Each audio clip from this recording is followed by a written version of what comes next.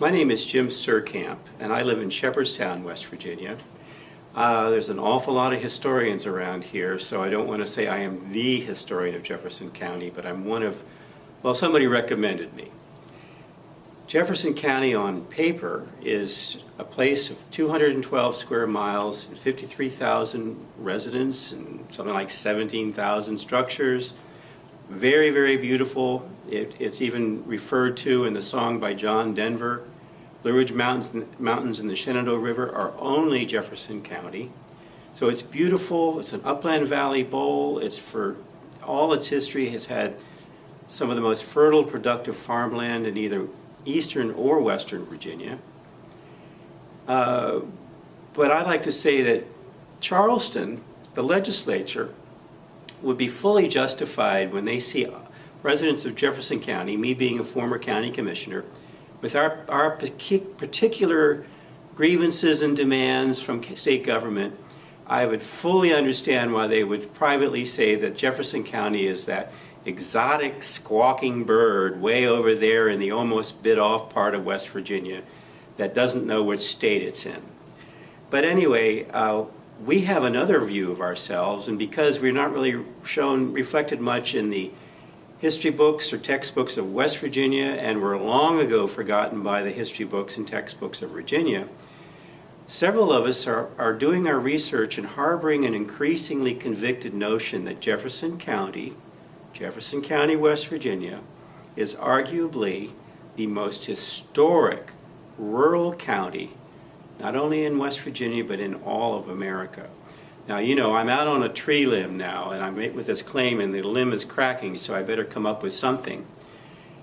Just to start, when you have a county that had 100 armed conflicts in the Civil War, 1,300 days of strife in the Civil War, was the scene of the John Brown raid in October 1859, which in many ways cleared the path for Abraham Lincoln's election as president, and proved the terrible chasm of difference of opinion for the first time to the country. It led to the Civil War.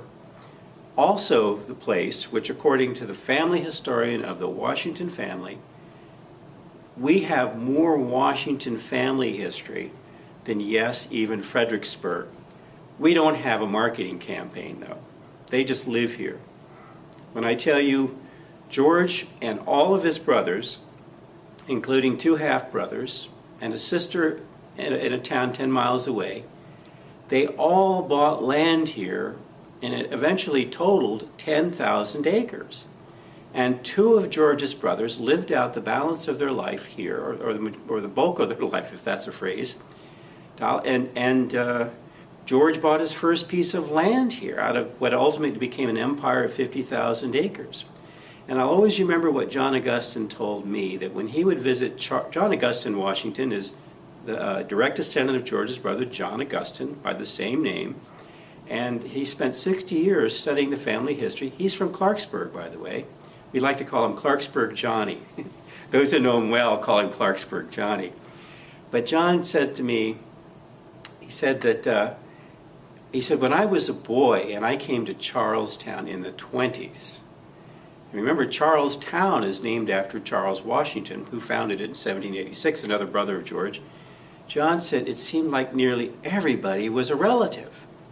So, and it's proven by the fact that there is a churchyard called Zion Episcopal Churchyard with these ancient old stones piled with big oak leaves in the fall and gnarly oak trees. And there's at least as of 1980, there were 72 Washington family members buried there.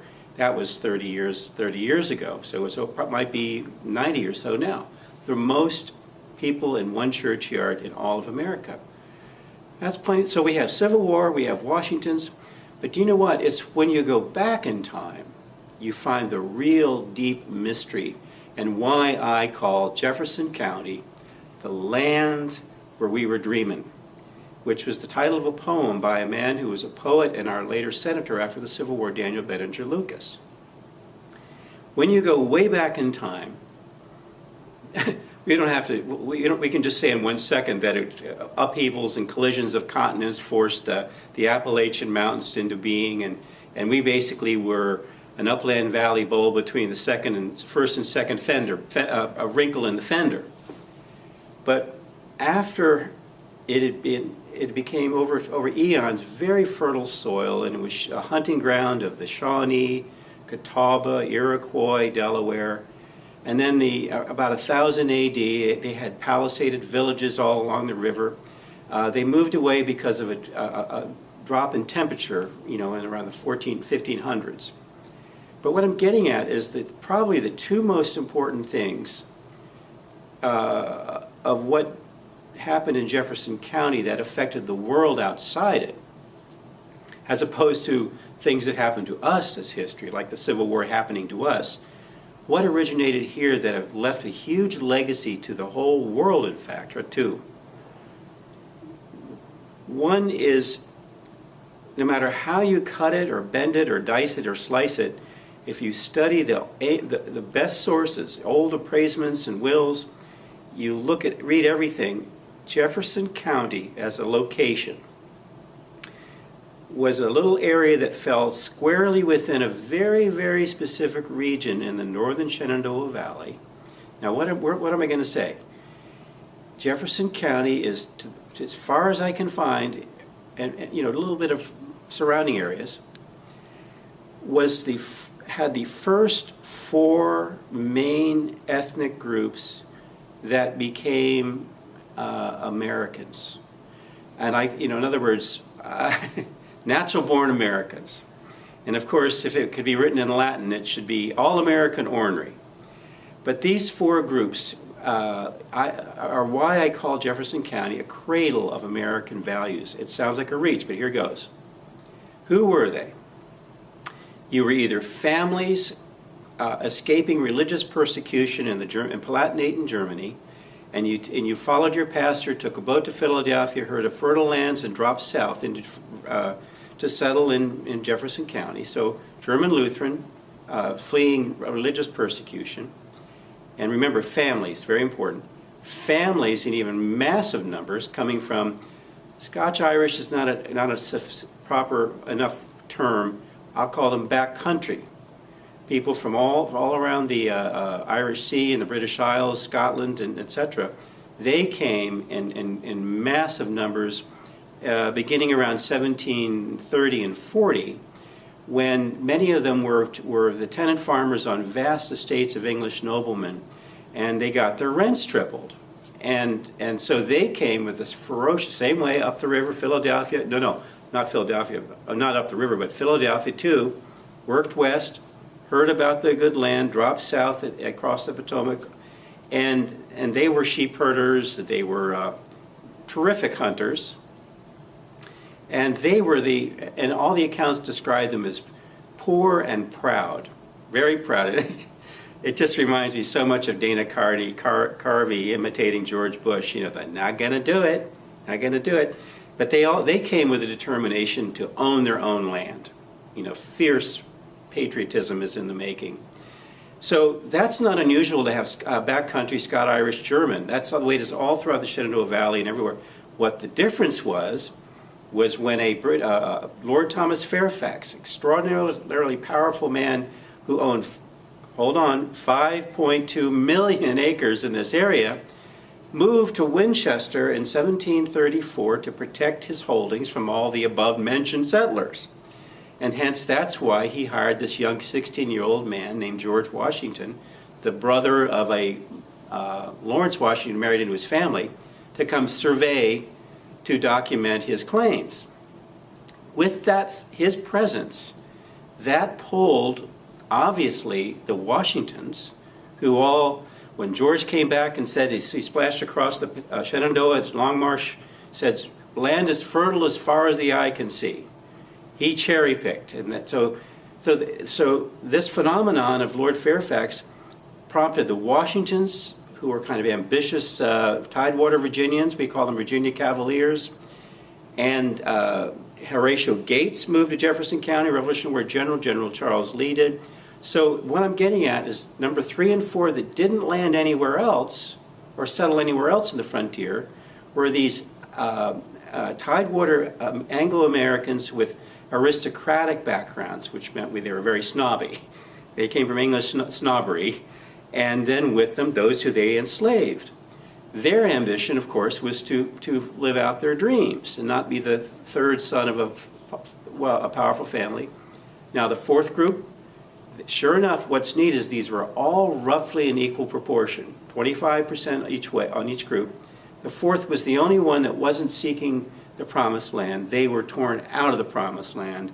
West Indians, West Africa, they came here under horrific conditions, and all they did was try desperately to keep, say, heirloom seeds of their special garden vegetables woven within their hair when they were in the hull of the ship crossing the Atlantic. Their whole promised land was behind them. And all of these movements of people becoming this special crucible of American values moving here with these resources and beauty, it reminds me of a French philosopher who said, nations are formed on massive forgettings and massive rememberings. So we had a cradle of American values here, and it's that the fact that they're physically present is okay, but they acted out freedom. And it had a huge impression on this young George Washington when he met them, because while Madison and he were writing things in books about religious freedom or defending your country, they were the thing itself, like Shakespeare said. And how do we know that? A Moravian missionary came through in 1770. No, the same spring that George was sloshing around in the woods in 1748, and he wrote in his diary, in the northern valley here, Shenandoah, English and Germans, they all love my sermons more than anywhere else in Virginia. And another man, James Ireland from this area, became a Baptist preacher, and he said, only here, not east of the Blue Ridge or west of the Alleghenies, only here do people feel elevated by one another's differences of opinion. So something was going on that was really neat here. When the revolution started heating up, they put out the Gower Resolution from Fort Cumberland was the first signal that they were ready. Somebody was ready to fight. It's these not going to do it, natural-born Americans. The second signal of how great this was, and remember, they influenced George. There comes a moment in the summer of 1775, I'm giving you another unequivocal example of the fighting, freedom-loving spirit of people from this immediate area. George Washington and Adam Stephen, the founder of Martinsburg, Berkeley County, were at a meeting with the House of Burgesses, or Continental Congress, I guess, and they said, guys, a war's coming, we got to have an army. It's going to be somewhere up in Boston. I know it's so far away, but we have to show we're on the team. So they've asked us to produce 2 companies of 100 men to join the Continental Army. These are people around here never go more than 50 miles from home. So long and short, you could almost see the situation comedy where Adam, Stephen, and George just looked immediately at each other and knew where to go. The call went out in Winchester, and Daniel Morgan heard it, and the call went out around Shepherdstown, which were the only 2 real viable towns in 1775. George, my favorite story, George goes up to Cambridge, Mass. And waits. And all of us have sent an email with what we think is the greatest idea in the world or made a proposal or something, and we thought it was so good and nobody listened. Here's George waiting, and he's saying, will my buddies come? Will my buddies for 20 years from Fort Necessity and Duquesne, will they understand? And so he's waiting. And it took exactly 2 weeks to get 100 men in each place. It wasn't hard. But George doesn't know, and there comes a day in August of that 1775, and he sees 100 of the ugliest men on the edge of the drill field, and because no mirrors never quite made their way west of the Blue Ridge, and he knows them all. And he goes over. The eyewitness was Henry Bettinger, the last surviving member of the group, who marched 600 miles in 25 days. And John Hancock called them the best riflemen in the world. And that's why George was crossing his fingers. Some of you are hunters. It's taken me 20 years to believe this. but I've seen 3 eyewitness accounts where they demonstrated their marksmanship, and one in Frederick County, as they're on their way up, said they could hold a piece of wood 6 inches across and hit it at 200 yards and even on the move. I could never believe that. And they even said they'd have their brother hold it and they'd shoot it out of his hand. I could never believe it until I went on YouTube. You know the thing about the guys throwing the longest distance basketball hoop off of 3-story roofs? Suddenly you realize that eye-hand coordination can be perfected to an unbelievable degree, and they needed to be good marksmen to survive. What do I mean by attitude? The great American spirit is being born right before our eyes. George looks at them, and they have liberty or death stitched across their fronts by their wives and girlfriends in their blouse. They have the famous Culpeper Guards with a coiled snake, "Don't tread on me," tomahawks, all kinds of wars of, implements of destruction hanging from their, some are dressed like Indians. And George, according to Henry Bettinger, said he got off his horse. This always chokes me up. And he shook every pair of hands, Fraley, Shepard, Henshaw, good to see you, Cookus. And they said it wasn't just a little moisture around his eyes. He had manly tears coming down his face because now he knew he had a country and they knew what to do. So what's that famous African phrase, pray with your feet? Well, this was a nation where that religious fervor, according to Ben Franklin, and your patriotism all melded into one enormous inspirational love of freedom.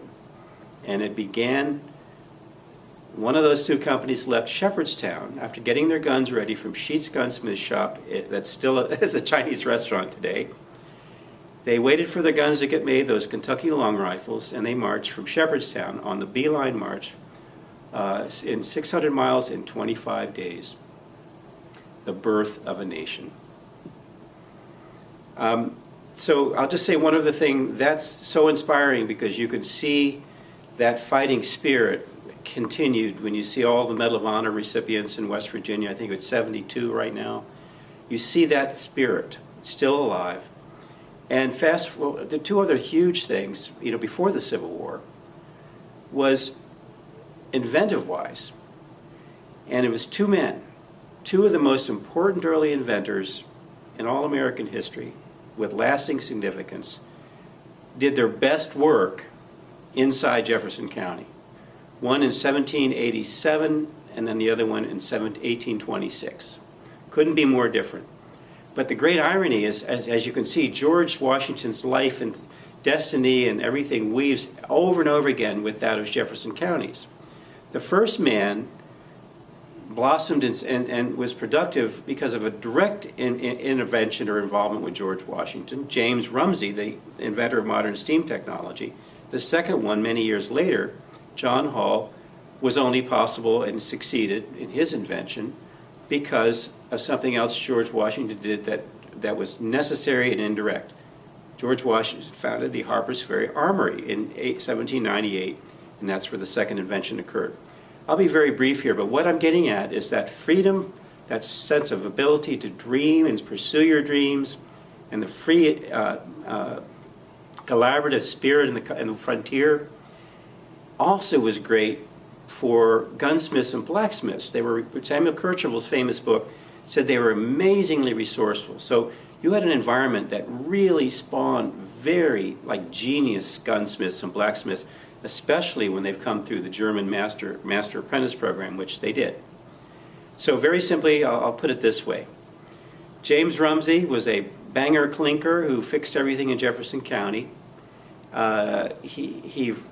Books change our lives. A book landed in his lap by a Frenchman, a scientist with a wild name named Theophilus Desaguliers. I bet he can't even spell it. And what this book did to James is it taught him the concept of scientific deduction. It taught him to go from conceptual, general speculations or thought experiments, which he would create gizmos and widgets in his mind and combine them and reverse them and turn them on their side and experiment within his mind. He learned how to conceive instead of just banging on metal until it became something. So because of that, he not only was truly, let's face it, the co-inventor of the steamboat, along with Robert Fulton, he foresaw propellers. The propeller, he looked at an Archimedean screw, which is like the thing we use to get the wine bottle open. He looked at it from the end and said, well, he got the idea of a propeller. Unbelievable. Shallow draft steamboats. The point is, a book changes life. And the only reason we haven't heard of James Rumsey is he was in England, where all his patents were. And while after giving a lecture on the eve of another trial of a boat, he made one work successfully here, a steamboat. And then he had another one ready to go in England. And he had basically a stroke, a hemorrhage. And he died at the age of 49 and is buried in England. Isn't it funny that Robert Fulton had beers with him in London? And Robert Fulton wrote he began working in earnest on the steamboat in 1792, the very year poor Rumsey died, which to me looks like hailing the nearest carriage you can to the London Patent Office and asking for the folder for James Rumsey. The last point I want to make, which is really, there's a second inventor, which is almost impossible to see how profound it is. John Hall from Maine. Well, with a name like that, you become invisible pretty quick. But this man, I'll say what he did. It was a lot of hard work. It was not easy at all. But so many things in the world today are traceable back to his achievement. The way he made a breech-loading rifle successfully for the first time by anyone in 1826 was a method of manufacture that first became known as the American factory system. And basically, it's become the way the world makes things. And what do I mean by that? He was able, let's see, how do we say this? We went from having beautiful Kentucky long rifles or muskets made that took 3 or 4 months by a master gunsmith to make every single part. And it was beautiful, and every part fit perfectly into only that rifle. So when they failed or something jammed on a battlefield in the War of 1812, they had to just drop it and run. What Hall did essentially was he was able to create a stack of 3 guns broken down into hundreds of separate pieces.